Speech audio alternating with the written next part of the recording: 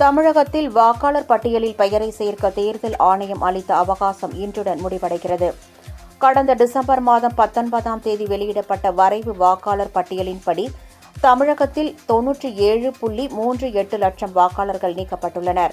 இதனால் 6,41,14,587 இருந்த தமிழக மொத்த வாக்காளர்கள் எண்ணிக்கை 5,43,76,756 குறைந்தது. நீக்கப்பட்டவர்களில் இடம்பெயர்ந்தவர்களாக 66,44,481 பேரும், உயிரிழந்தவர்களாக 26,94,672 பேரும், இரட்டை பதிவாளர்களாக 3,98,278 பேரும் இடம்பெற்றனர்.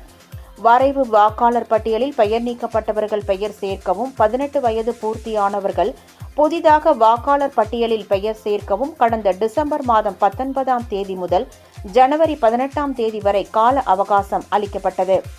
வார இறுதி நாட்களான சனி, ஞாயிற்றுக்கிழமைகளில் பெயர் சேர்க்க இருமுறை சிறப்பு முகாம்கள் நடத்தப்பட்டன. அதன்படி கடந்த 16ஆம் தேதி வரை பெயர் சேர்க்க 12,80,668 பேர் படிவம் 6 அளித்துள்ளனர். இந்த படிவங்கள் சரிபார்க்கப்பட்டு அடுத்த மாதம் 17ஆம் தேதி இறுதி வாக்காளர் பட்டியல் வெளியிடப்படுகிறது. இதனிடையே வாக்காளர் பட்டியலில் பெயர் சேர்ப்பதற்கான கால அவகாசத்தை நீட்டிக்க வேண்டும் என்று பாஜக உள்ளிட்ட அரசியல் கட்சிகள் கோரிக்கை விடுத்துள்ளன. கிறிஸ்துமஸ், புத்தாண்டு, பொங்கல் என பண்டிகை கால விடுமுறைகள் காரணமாக பெயர் சேர்ப்பதற்கான அவகாசத்தை நீட்டிக்க வேண்டும் என்று அக்கட்சிகள் வலியுறுத்தியுள்ளன.